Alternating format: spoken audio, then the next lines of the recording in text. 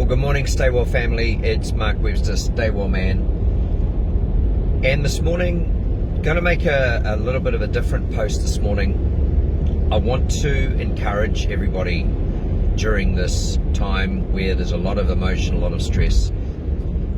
10 odd years ago, we had the Christchurch Earthquakes, and the compassion and community and connectivity that happened after that was truly inspirational. And then of course last year we had the March 15 tragedy, and again the connection and the love that was shown to one another was just outstanding. And I think at this time, when we're talking about things like isolation and social distancing, I just want to encourage everybody that isn't the same as losing the emotional connection with people.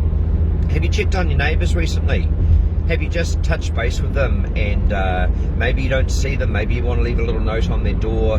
Have you swapped phone numbers? Have they got your cell phone number and vice versa?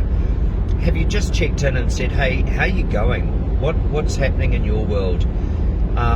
We've seen some news today about the British schools closing, and we need to perhaps be mindful that things like that can happen in other countries, including New Zealand, and we need to think about the impact of that.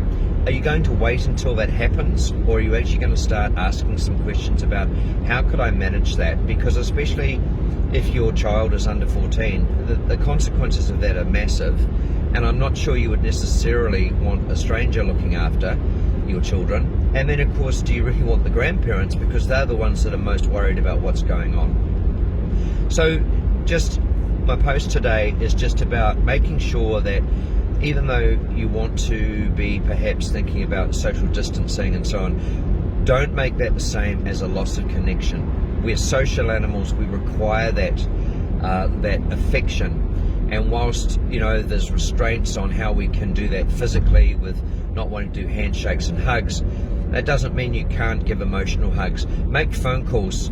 Facebook posts and messages are all very well, but the human voice is a gift that we're all given, and it should be something that we use more frequently. Write little notes to each other, check in on each other, share the love, and stay positive. Look after yourself.